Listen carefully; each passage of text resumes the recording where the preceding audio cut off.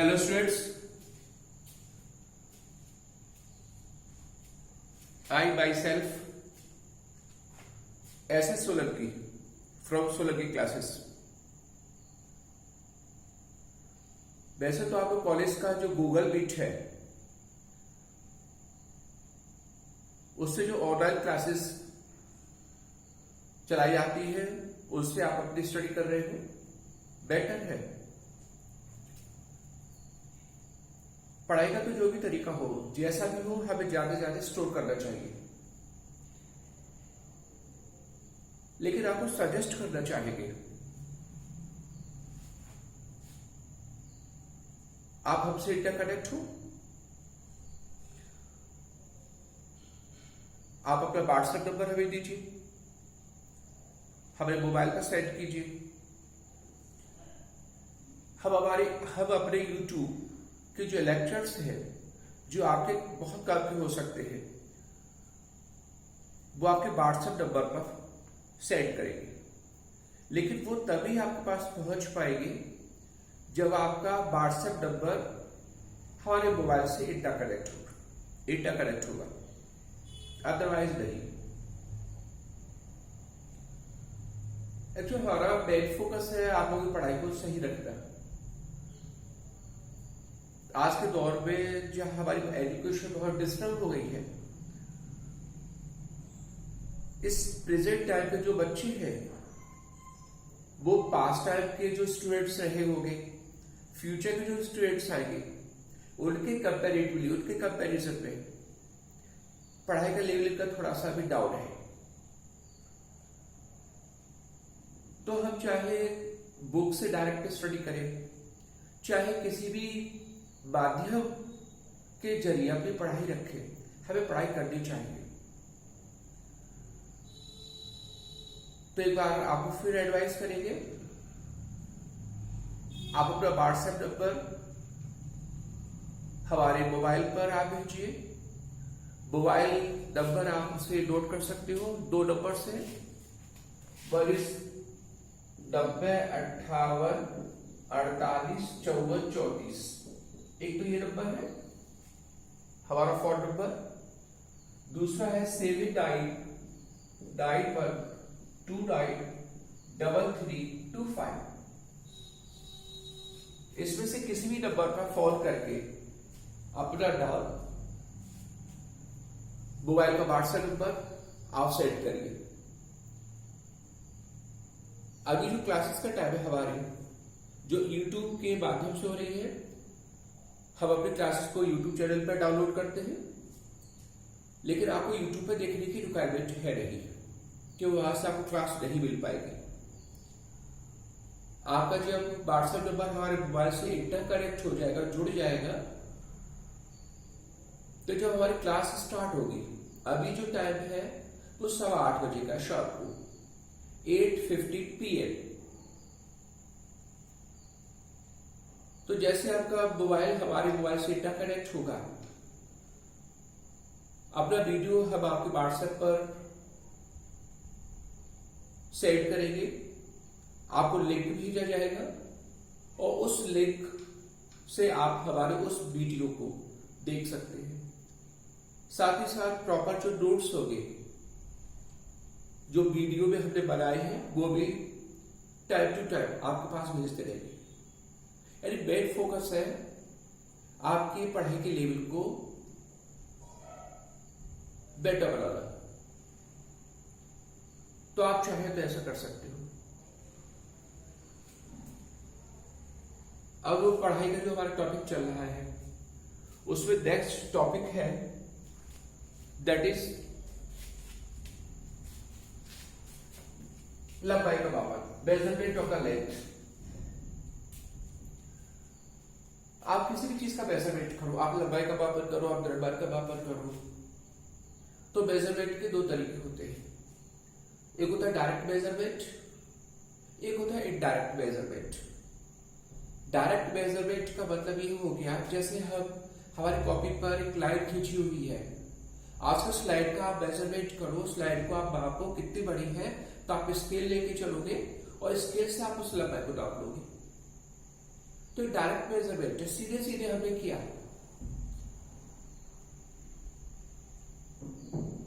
आपको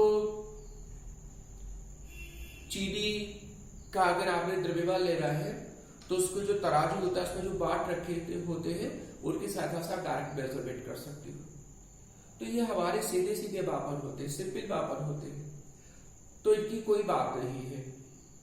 हमें जो मेजरमेंट करना है वो इनडायरेक्ट तरीके से, इनडायरेक्ट का मतलब कुछ ऐसी दूरियों का मापन करना है जो हमारे पहुंच के बहुत बाहर है। इसके लिए कुछ इस तरह का स्केल नहीं बनाया जा सकता। या हमें पृथ्वी के द्रव्यमान का मापन करना है, हम ऐसी तराजू नहीं बना सकते जिसमें पृथ्वी को रखें और उसका द्रव्यमान ना पाए, नॉट पॉसिबल। तो इस तरह के जो मेजरमेंट होते हैं वो किसी कॉन्सेप्ट या किसी प्रिंसिपल या किसी सिद्धांत पर आधारित होते हैं। इनका मेजरमेंट करने की थ्योरी होती है, क्यों तरीका होता है। तो यहाँ पर हम फिलहाल अब हमारा जो टॉपिक है वो लेके चल रहे हैं मेजरमेंट ऑफ द लेंथ, लंबी दूरियों का मापन।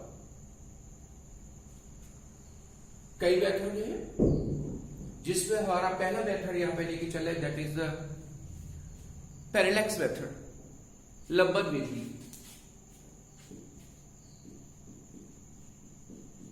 लंबन विधि इंग्लिश में बोलते हैं इसे पैरेलैक्स मेथड, पैरेलैक्स मेथड।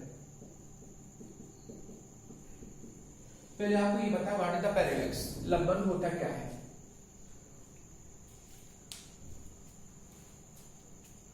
जैसे हमारे पास ये पेन है, ये पेन को हमने सामने रखा, अब आपसे इस पेन को आप देखिए, आप पहले एक आंख बंद करके देखिए। हमने एक आंख को बंद किया, हमने इस पेन की लोकेशन को, पेन को देखा, हमने देखा पेन कहां पर है। हमें पेन दिखाई दे रहा है, किसी एक जगह दिखाई दे रहा है पेन। फिर हमने इस आंख को तो खोल लिया, पेन को वहीं रखते हुए दूसरी आंख को बंद किया, तो निश्चित रूप से हमारी पेन की जो पोजीशन होगी, हमारी पेन की जो स्थिति होगी वो थोड़ी चेंज हो जाएगी विद रेस्पेक्ट टू ग्राउंड। मतलब एक बार पेन हमें इधर दिखाई देगा तो दूसरी बार पेन हमें इधर दिखाई देगा, थोड़ा सा शिफ्ट हो जाएगा। तो ये जो चेंज आया पोजीशन में, अर्थ के रेस्पेक्ट में, उसकी पोजीशन में जो चेंज है, जो बदलाव है, इसी को बोलते हैं पैरेलैक्स, इसको बोलते हैं लंबन। तो it is the change in the position, वस्तु की स्थिति में परिवर्तन होता है, वस्तु कहां पर लोकेट है, कहां पर रखी हुई है, उसकी स्थिति में बदलाव होता है। अगर हम देखने के पॉइंट्स को बदल दें, देखने की जगह को बदल दें, जगह से मतलब है जैसे अभी हम इस आंख को बंद किया तो हमारी इस आंख से लाइट रेस, मतलब जो पेन से लाइट रेस आएगी इस वाली आंख पर आएगी, तो हमारी अभी जो लोकेशन है ये वाली आंख है। उसके बाद हम इस वाली आंख को बदल दें तो हमारी जो लोकेशन होगी वस्तु मतलब बिंदु की, वो ये वाली आंख होगी। तो कहने का मतलब है अगर हम स्थितियों को बदल करके हम किसी वस्तु को देखें तो स्थितियों को बदल करके उस वस्तु को देखने पर वस्तु की जो स्थिति होती है वो भी बदल जाती है। तो इसे बोलते हैं लंबन, पैरेलैक्स। बिल्कुल यही कॉन्सेप्ट, यही थ्योरी ली जाती है। हम किसी स्टार को, किसी ग्रह को देखें, किसी तारे को देखें जो हमसे बहुत अधिक दूरी पर है, जिसका हम सीधे सीधे मापन नहीं कर सकते, उसको देखने का पैरेलैक्स मेथड का यूज करते हैं। What we have to do with this method, क्या करना होगा, तो हमारी जो पोजीशन हम कहां पर है, हम ग्राउंड पर है, पृथ्वी की सतह पर है। सपोज कर लो ये हमारी पृथ्वी की सतह है, हमारा वो स्टार ये है, ये वो स्टार है, स्टार का मतलब वो तारा है जिसको हमें देखना है, जिसको हमें ऑब्जर्व करना है, जिसकी हमें दूरी की कैलकुलेशन करनी है, दूरी का मापन करना है इस स्टार की ऐसे स्टार जिसे बोल सकते हैं तारा। स्टार को आप हिंदी में तारा ही तो बोलोगे। हम इस स्टार को देखें एक बार यहां पर खड़े होकर के, हमारी पॉइंट ए हो गया जहां से हम स्टार को देख रहे हैं। तो इस लाइन को आप इधर मिला देंगे तो हमारी ये कहलाएगी लाइन ऑफ साइट, दृष्टि रेखा, देखने की रेखा। स्टार वहां पर हमने यहां से स्टार को देखा तो ये होगी लाइन ऑफ साइट, दृष्टि रेखा। जहां पोजीशन ए पर है तो लाइन ऑफ साइट ये होगी हमारी। फिर हमने पोजीशन को थोड़ा बदल दिया, बी पॉइंट पर चले गए तो हमारी जो लाइन ऑफ साइट होगी, तारे को देखने की जो दृष्टि रेखा होगी वो कुछ ऐसी तो हो जाएगी। तो देखो जब हमने ए पॉइंट से स्टार को देखा तो लाइन ऑफ साइट थी हमारी एएस। जब बी पॉइंट से देखा तो लाइन ऑफ साइट का मतलब हो गया देखने की जो रेखा होती है, सीध जो होती है उसे होता है लाइन ऑफ साइट।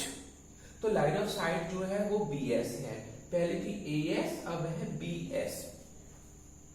अलग अलग पोजीशन से, अलग अलग स्थितियों से हम उस स्टार एस को देख रहे हैं।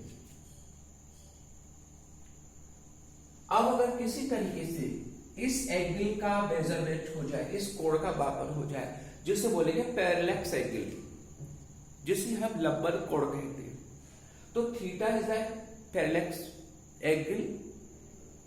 अगर किसी तरह से इसका मापन हो जाए तो हम एक ज्योमेट्री का एक फॉर्मूला लगाएंगे।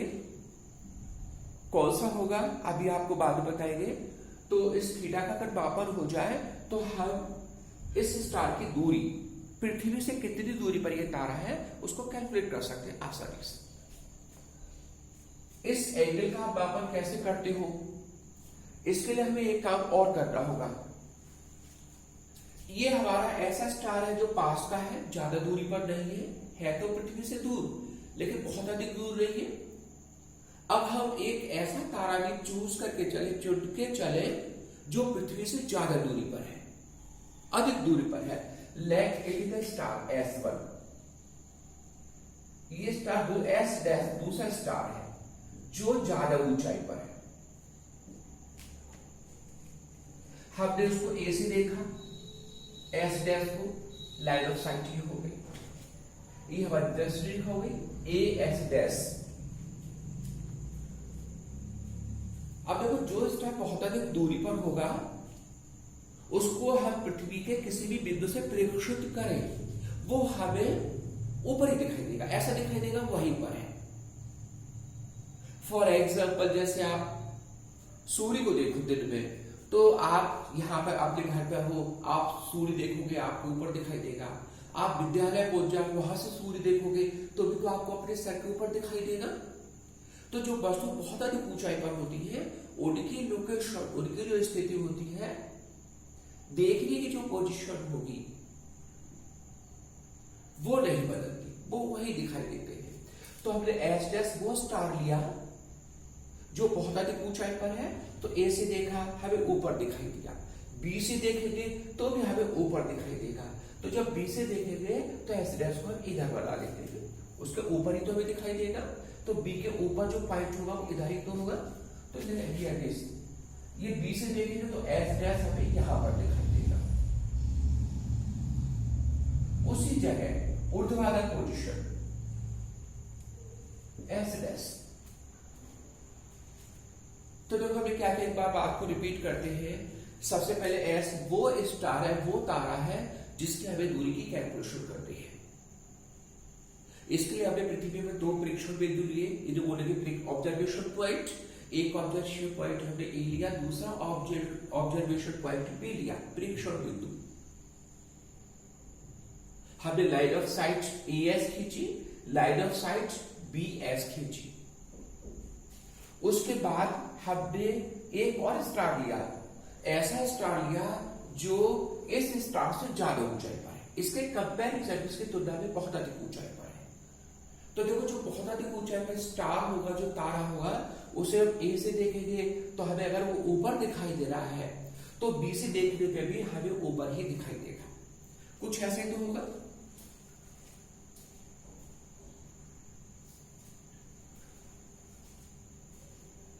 तो ये हमारी वर्टिकल पोजीशन हो गई, ये हो गई हमारी ऊर्ध्वाधर स्थितियां स्टार एस डैश की, इस एस डैश स्टार की।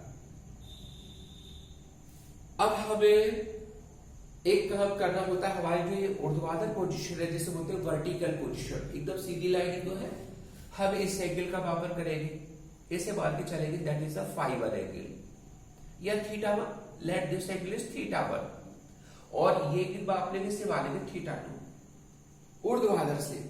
ऊर्ध्वाधर से हमारी लाइन तिरछी है, वो कितने कोण पे झुकी हुई है, उस एंगल को आप थीटा 1 बोले, इस एंगल को थीटा 2 बोले। तो ये एंगल हम माप सकते हैं बाय टेलीस्कोप। टेलीस्कोप से या स्पेक्ट्रोमीटर से हम इस एंगल का मेजरमेंट कर सकते हैं, या दूरदर्शी की सहायता से हम कोणों को थीटा 1 का थीटा 2 का मापन कर सकते हैं। बेस हमारी वर्टिकल लाइन है, लाइन ऑफ साइट हमारी ये हो गई, तो आप इस एंगल का मापन कर सकते हो दूरदर्शी से। फिर इस वाले की ऊर्ध्वाधर लाइन ये है, इसके लाइन ऑफ साइट ये हो गई, तो एंगल थीटा 2 का मापन कर सकते हैं उसी दूरदर्शी से। तो कहने का मतलब है हम थीटा का तो मापन नहीं कर सकते, थीटा का मापन नहीं कर सकते, ऐसा कितना एंगल बना है, लेकिन ऊर्ध्वाधर दिशा से हम थीटा 1 का मापन कर सकते हैं, ऊर्ध्वाधर दिशा से हम थीटा 2 का मापन कर सकते हैं। और जरा आप ज्योमेट्री से देखो, अगर हम इसके ऐसे जाके पैरेलल लाइन ड्रॉ कर लेते हैं, समांतर रेखा खींच ले, तो ये जो एंगल होगा वो इसके बराबर होगा, ये वाला जो एंगल होगा इसके बराबर होगा। ये यहाँ पर एंगल थीटा 1 लिखा तो ये थीटा 1 होगा, ये थीटा 2 लिखा है तो ये एंगल होगा थीटा 2। अगर ऐसे इसके समांतर रेखा खींचे तो इस साइड का जो एंगल होगा ये थीटा 1 के बराबर हो जाएगा, इधर का जो एंगल होगा वो थीटा 2 के बराबर हो जाएगा। हमारा थीटा किसके बराबर होगा, थीटा बराबर होगा थीटा 1 प्लस थीटा 2। हियर अगर आप लिखें हियर थीटा इसका हो जाएगा थीटा 1 प्लस थीटा 2, कुछ ऐसा क्यों होगा। तो थीटा का मापन कर लिया हमने, कैसे मापन कर लिया, थीटा का मापन कर लिया थीटा 1 का मापन करके और थीटा 2 का मापन करके। जब थीटा 1 और थीटा 2 के मापन हो गए तो थीटा किसके बराबर होगा, थीटा 1 प्लस थीटा 2। तो हम 1-2 पॉइंट्स लिख लेते हैं। हम अभी इसमें ज्यादा नहीं लिख रहा है, इसमें तो सिर्फ हमारा वीडियो है, तो अभी लिख सकते हैं। सबसे पहले एस क्या है, एस वह तारा, तारा कह लो या ग्रह कह लो, जिसकी दूरी का मापन करना है, दूरी का मापन करना है। एस तो वो स्टार हो गया या वो प्लेनेट हो गया जिसकी दूरी का हमें मापन करना है। ए और बी क्या है, ए तथा बी ये पृथ्वी की सतह पर दो प्रेक्षण बिंदु, पृथ्वी की सतह पर, पृथ्वी पर कह सकते हो, पृथ्वी पर प्रेक्षण बिंदु। अच्छा, प्रेक्षण बिंदु भी हमें कुछ ऐसे लेने होंगे कि दोनों के दोनों प्रेक्षण बिंदु एस के एक ही तरफ रहो। एक प्रेक्षण बिंदु इस स्टार के एक तरफ हो और दूसरा प्रेक्षण बिंदु इस स्टार के दूसरी तरफ हो, तो एक प्रेक्षण बिंदु है जो एस के अपोजिट साइड्स में, तो लिख लेते हैं जो एस के अपोजिट साइड से होने चाहिए। हमें ज्यादा थ्योरी लिखने की आवश्यकता नहीं होती है, जो पॉइंट टू पॉइंट है बस उसको लिखें, जो स्टार एस के अपोजिट साइड से होने चाहिए। एस डैश क्या है, एस डैश वह है दूर का,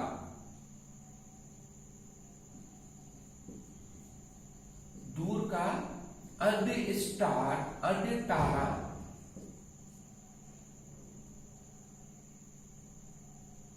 जो ए तथा बी से देखे जाने पर ऊर्ध्वाधर स्थिति में दिखाई दे,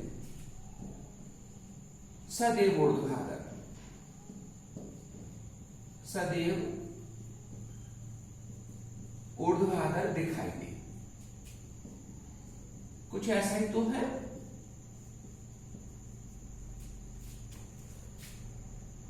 एएस क्या है और बीएस क्या है, ये लाइन ऑफ साइट्स। एएस को बोलेंगे एएस तथा बीएस, दृष्टि रेखा, दृष्टि रेखा, लाइन ऑफ साइट। दृष्टि रेखाएं, दो है इसलिए रेखा। तो ये आपने देखो कुछ पॉइंट्स लिखे। आप जब कभी भी कॉपी पे आप नोट्स बनाओगे तो बस इतनी की आवश्यकता है, ज्यादा हमें डिटेल्स नहीं लिखना होता है, ज्यादा सेंटेंस लिखने की कोई जरूरत है नहीं। तो सबसे पहले आपसे क्या है, जैसे लंबन विधि से हम किसी भी तारे की या किसी भी ग्रह की दूरी कैसे ज्ञात कर सकते हैं, तो हमें पहले फिगर बनाना होगा और फिगर बनाने के बाद हम जो इंपॉर्टेंट पॉइंट्स है वो लिख लेंगे। जैसे हमारा एस क्या है, तो एस वो स्टार है जिसके भी दूरी का मेजरमेंट करना है। ए और बी क्या है, ऐसे दो ऑब्जर्वेशन पॉइंट है जो पृथ्वी पर है और जिनकी सहायता से हम उस या जिससे हम उस तारे एस को देख रहे हैं। एस डैश यहाँ पे क्या है, एस डैश वह स्टार है जो अधिक दूरी का है और जो ए और बी से देखने पर हमेशा उसके ऊपर दिखाई देता है, वर्टिकल पोजीशन में दिखाई देता है। थीटा और थीटा 2 क्या है, ये हमारे वो एंगल्स है जो एएस जो ऊर्ध्वाधर दिशाओं से लाइन ऑफ साइट के द्वारा बनाई जा रही है। हमारी एक लाइन ऑफ साइट है एएस, 10 डिग्री का एएस है, दूसरी लाइन ऑफ साइट है बीएस है। तो ये दोनों 10 रेखाएं ऊर्ध्वाधर से जो एंगल बनाएगा वो थीटा 1 और थीटा 2 है। तो थीटा 1 तथा थीटा 2 क्या हो जाएगा, ऊर्ध्वाधर दिशाओं से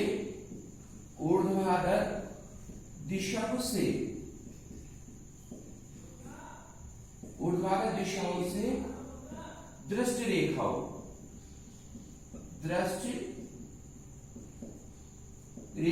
से बने कोण,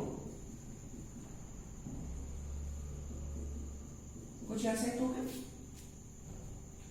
ऊर्ध्वाधर दिशाओं से दृष्टि रेखाओं से बने कोण, तो ये हमारे वो पॉइंट्स हो गए जिनको हमने यहां पर पहचान कर लिया, जिनको हमने यहां पे लिख लिया।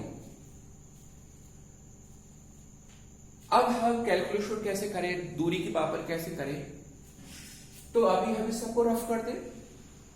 ये सब पॉइंट्स आप अपना जो व्हाट्सएप पर जो आपका वीडियो गया होगा उससे नोट कर सकते हो।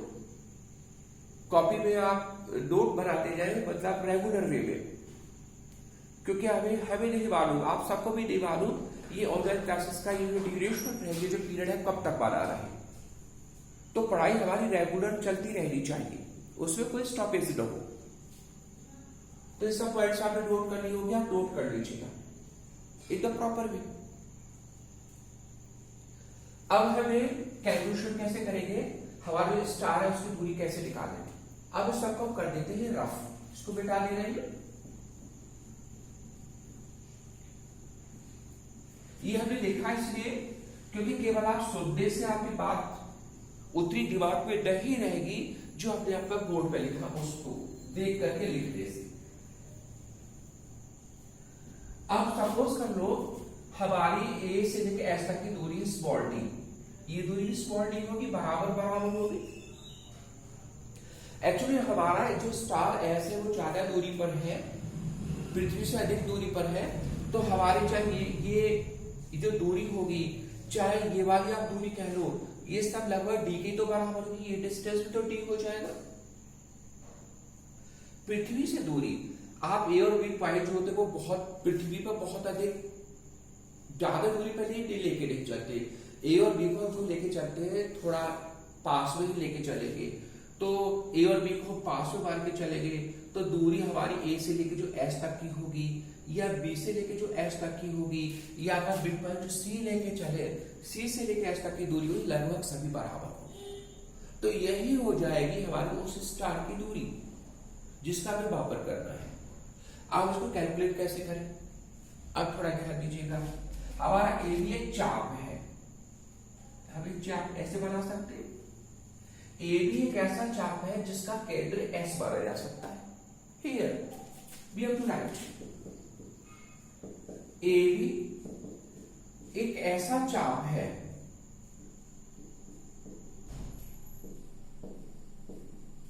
जिसका केंद्र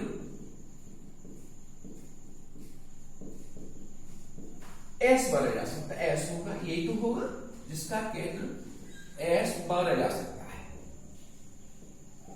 इज इट ओके?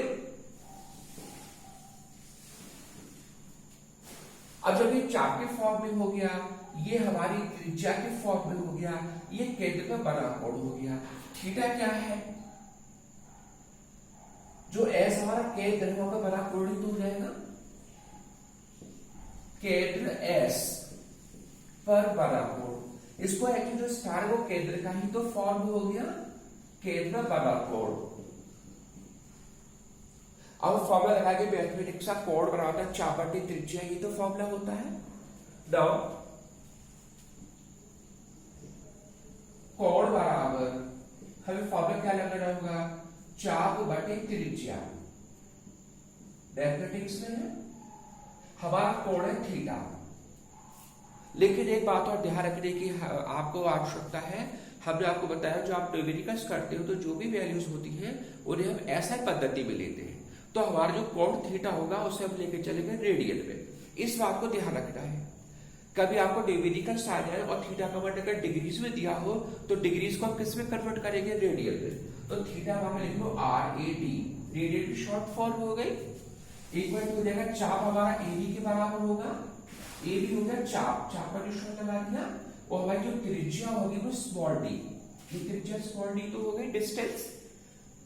तो देयरफॉर d इक्वल टू कितना हो जाएगा, चाप AB की लंबाई और बटे थीटा, थीटा किसमें, रेडियन में। कुछ ऐसा ही तो करेंगे।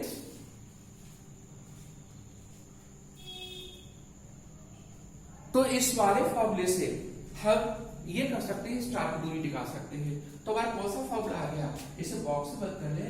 हमारा फॉर्मूला आया दैट इज उस तारे की दूरी, पृथ्वी से उसकी दूरी स्मॉल d बराबर हो गई चाप AB की लंबाई। जो भी चाप AB लेके चलेंगे उसको तो आप माप सकते हो, पृथ्वी पर हो आप खड़े हुए हैं, A से लेके B तक की दूरी नाप लोगे, वो चाप AB की लंबाई हो जाएगी, मीटर्स में होनी चाहिए। तो चाप AB की लंबाई का मेजरमेंट कर लेंगे। थीटा हमने निकाल लिया, थीटा हो जाएगा θ1 प्लस θ2। चाहो तो थीटा के वजह से θ1 प्लस θ2 लिख सकते हैं, या किसी किसी न्यूमेरिकल में थीटा का डायरेक्ट मान दिया होता है। तो थीटा भी देख लिया, जिससे पैरेलक्स एंगल कहते हैं। तो थीटा का मान यहाँ पर रेडियन में रख देंगे, चाप AB की लंबाई रख देंगे तो d निकल आएगा इन मीटर्स। तो ये हमारा पैरेलक्स मेथड। इस मेथड के सहायता से हम किसी भी स्टार की दूरी का मेजरमेंट कर सकते हैं।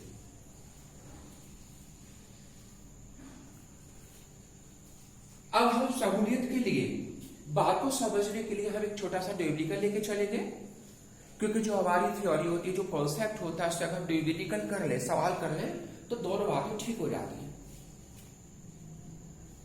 एक बात आपको बताना चाहेंगे, 10th क्लास में तो हमारे न्यूमेरिकल्स बहुत कम थे, लेकिन 11th क्लास में, 12th क्लास में न्यूमेरिकल्स जो है वो रीढ़ की हड्डी माने जाते हैं। जैसे हमारी पूरी बॉडी में रीढ़ की हड्डी सबसे इंपॉर्टेंट पार्ट है, इसके बिना हम चल फिर भी नहीं सकते। ऐसे फिजिक्स में जो न्यूमेरिकल्स होते हैं उनके बिना फिजिक्स अधूरी। 70 मार्क्स के पेपर में कम से कम 40 या 45 मार्क्स के न्यूमेरिकल्स आया करते हैं। तो बगैर सवालों के फिजिक्स को आगे बढ़ा ले या फिजिक्स को आप आगे बढ़ते जाओ, ये पॉसिबल नहीं है। हर न्यूमेरिकल बहुत काम का होता है, चाहे वो छोटा हो और चाहे थोड़ा सा टफ हो। वैसे कोई न्यूमेरिकल टफ है ही नहीं, अगर उसे मन से समझोगे, पढ़ोगे, तो न्यूमेरिकल में कोई ज्यादा मुश्किल नहीं है। बस हमारी कैलकुलेशन सही होनी चाहिए, हमारी गणनाएं सही होनी चाहिए। हम कोई भी न्यूमेरिकल को हम कैसे कैलकुलेट करें, हमारा फॉर्मूला ओके होना चाहिए, और हमारे जो मात्रक होने चाहिए वो सब सही होने चाहिए। हमने आपको जब एक वीडियो में बताया होगा, न्यूमेरिकल्स के 3 इंपॉर्टेंट पार्ट होते हैं। सबसे पहला पार्ट होता है यूनिट। हम न्यूमेरिकल में यूनिट का ध्यान रखें, मात्रकों का। दूसरा इंपॉर्टेंट पार्ट होता है इसका फार्मूला, और तीसरा इंपॉर्टेंट पार्ट होता है कैलकुलेशन। अगर हमें तीनों परफेक्ट है तो न्यूमेरिकल आर परफेक्ट। तो एक छोटा सा न्यूमेरिकल इसका लेके चलते हैं, वो कुछ इस तरह से है। इस सबको रफ कर देते हैं, इसी पर बेस्ड है इसलिए बता रहे हैं।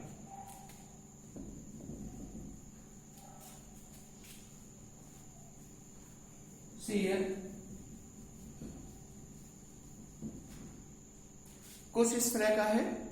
पृथ्वी से सूर्य की दूरी, ये सपोज करो हमारी अर्थ है, ये सूर्य बहुत अधिक दूरी पर है, तो सूर्य को हमने छोटे साइज का बनाया। वैसे आपको पता है सूर्य हमारा स्टार है, पृथ्वी से बहुत बड़ा है, लेकिन अधिक दूरी पर होने की वजह से वो छोटा दिखाई देता है। तो ये सन, इसकी जो औसत दूरी है, औसत दूरी यहां से यहां तक की दूरी मान के चलेंगे, जो रेडियस के फॉर्म में हो सकती है। अगर हम यहां पर है तो ये जो दूरी है ये हमें दे रखी है, और वैसा आपको पता है पृथ्वी से सूर्य की जो औसत दूरी होती है उसको बोलते हैं 1 AU, एस्ट्रोनॉमिकल यूनिट। और ये कितने मीटर्स के बराबर होता है? ये है 1.496 into 10 की पावर 11 मीटर्स।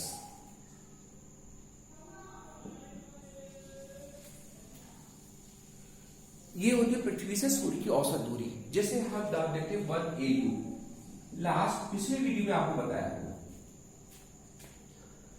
तो ये हमारा जो सूर्य है वो पृथ्वी से इतनी दूरी पर है, और इसका सूर्य का जो कोणीय व्यास है, कोणीय व्यास का मतलब है जैसे इसका व्यास हो गया AB, इस AB व्यास को हमें ये हमारा ऑब्जर्वेशन पॉइंट हो गया, इसको हमें मिला दे तो ये जो एंगल होगा इसे बोलेंगे कोणीय व्यास, इसे तो बोलेंगे व्यास, रेखीय व्यास। ये जो AB होगा, AB तो बोला जाएगा सूर्य का व्यास, जिसे हम रेखीय भी कह सकते हैं, लाइन के फॉर्म में है। देखिए जो थीटा होगा यहां पर, थीटा को बोलेंगे सूर्य का कोणीय व्यास। एक्चुअली जो व्यास है वो एंगल ही तो बना रहा है, ये व्यास है, एक पॉइंट पे जाके एंगल बना रहा है, तो इसे बोलते हैं कोणीय व्यास। ये और दिया हुआ है यहां पर, ये दिया हुआ है यहां पर, ये इट इज 2000 अर्क सेकंड। ये जो सिंबल है इसे बोलते हैं अर्क सेकंड। कोण का मात्रक होता है, छोटा मात्रक होता है, जैसे कोण का मात्रक डिग्री होता है, ऐसे कोण का छोटा मात्रक अर्क मिनट होता है, ऐसे उससे छोटा मात्रक होता है अर्क सेकंड। ये दिया हुआ है, थीटा का मान दिया हुआ है, इसके हमें दूरी मालूम है, हमें सूर्य के व्यास की कैलकुलेशन करनी है, उसका डायमीटर बताना है, एडी का मान कैलकुलेट करना है। सिंपल सा न्यूमेरिकल होगा, तरीका वही होगा जो अभी आपको बताया। कोण किसके बराबर होता है? कोण होता है चाप बटे त्रिज्या, चाप बटे त्रिज्या। हमें यहां पर ये चाप हो गया, AB का व्यास होगा, चाप होगा, और ये हमारी जो डिस्टेंस है वो त्रिज्या के फॉर्म में हो गई। तो हमें चाप AB की तो कैलकुलेशन करनी है, तो कोण जो होगा तो थीटा इक्वल टू चाप हो गया हमारा AB जो व्यास है, और बटे त्रिज्या, ये त्रिज्या को R मान के चले तो अपोलोफार, ये तो फॉर्मूला लगा दिया।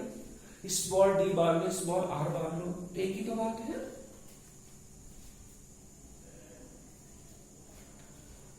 अब हमें देखो वैल्यूज पुट करनी होगी। देयरफॉर AB किसके इक्वल हो जाएगा? चाप AB, जिसे हम व्यास बोलेंगे, इक्वल टू हो जाएगा, ये हो जाएगा थीटा इंटू R। और जो थीटा दिया हुआ है वो दे रखा है अर्क सेकंड में, ये है 2000 अर्क सेकंड। लेकिन अब एक बात को फिर आपको रिपीट करते हैं कि हमारा जो एंगल होगा वो उसे हमें रेडियन में लेना होगा। अगर एंगल का भी डिग्री में दिया जाए तो उसे आप रेडियन में कन्वर्ट करो, अगर एंगल अर्क मिनट में दिया जाए तो उसे आप रेडियन में कन्वर्ट करो, अर्क सेकंड में हो तो उसे रेडियन में कन्वर्ट करो। हमने आपको बताया होगा 1 डिग्री में होते 60 अर्क मिनट, यह नोट कर लेते हैं। 1 डिग्री इसका होते हैं 60 अर्क मिनट, ये विषय होता है अर्क मिनट का, इसे पढ़ते हैं अर्क मिनट। आर्क कह लो या अर्क मिनट। 1 अर्क मिनट में होते हैं 60 अर्क सेकंड। जैसे घड़ी में टाइम होता है, 1 घंटे में होते हैं 60 मिनट, 1 मिनट में होते हैं 60 सेकंड, ऐसे 1 डिग्री में होते हैं 60 अर्क मिनट, 1 अर्क मिनट में होते हैं 60 अर्क सेकंड। तो देखो सबसे पहले हम अर्क सेकंड को किस में कन्वर्ट करेंगे? अर्क सेकंड को हम बदलेंगे पहले डिग्री में, और डिग्री को बदलेंगे रेडियन में। तो अर्क सेकंड कोण का सबसे छोटा मात्रक हो गया। तो देखो अर्क सेकंड को पहले हम अर्क मिनट में बदलेंगे, तो 1 अर्क मिनट में हो गए 60 अर्क सेकंड। तो तो अर्क सेकंड को जब अर्क मिनट में बदलेंगे तो 60 का डिवाइड करेंगे, 60 का भाग देंगे, तो अर्क सेकंड बदल जाएगा अर्क मिनट में। फिर उस अर्क मिनट को बदलेंगे डिग्री में, एक बार 60 का भाग और देंगे तो वो बदलेगा डिग्री में। फिर डिग्री को बदलेगा हम रेडियन में, π/180 का गुणा करके। इतना करना होगा हमें अर्क सेकंड को रेडियन में बदलने के लिए। तो देखो क्या क्या लिखना होगा, here AB equal to theta की जगह है 2000 यहाँ पे लिखा हुआ है। इसको पहले हम डिवाइड करेंगे, किससे डिवाइड करेंगे, 60 से, जिससे हमारा अर्क सेकंड बदल गया अर्क मिनट में। फिर हम एक बार 60 से और डिवाइड करेंगे, जिससे बदल गया डिग्री में, और इसमें गुणा करेंगे हम इंटू में, नीचे ही गुणा करेंगे तो डिग्री को रेडियन बदलना है, नीचे ही तो डिग्री है, इसमें गुणा करेंगे π/180 का, तो ये बदल गया रेडियन में। एक बार फिर रिपीट करते हैं, अर्क सेकंड को आपके अर्क मिनट में बदलिए। तो अर्क सेकंड को अर्क मिनट में बदलते हैं, जितने भी अर्क सेकंड होते हैं उसमें आप 60 का भाग कर दो तो अर्क सेकंड बदल जाएगा अर्क मिनट में। अर्क मिनट को आप डिग्री में बदलना हो तो जितने अर्क मिनट है उसमें 60 का एक बार भाग और दे दो तो बदल जाएगा वो डिग्री में। डिग्री को रेडियन में बदलना है तो जितने डिग्री हो उसमें π/180 का गुणा कर दीजिए तो बदल जाएगा वो रेडियन में। वही किया, हमारे 2000 अर्क सेकंड थे, इसमें एक बार 60 से भाग दिया, अर्क मिनट बदला, फिर 60 से भाग और दिया, डिग्री में बदला, फिर डिग्री को कितने गुणा करके π/180 से इंटू यहाँ पर जो इसका दूरी दे रखी है जो त्रिज्या की फॉर्म में होगी 1.496 × 10⁻11। इस पूरे को कैलकुलेट करें तो हमारा आंसर आएगा 1.49 × 10⁻9 मीटर्स। ये आ जाएगा व्यास AB, सूर्य का व्यास AB कैलकुलेशन करने के बाद। तो ये वो न्यूमेरिकल हो गया जो पैरेलैक्स मेथड पर बेस्ड है। Thanks a lot for the vision.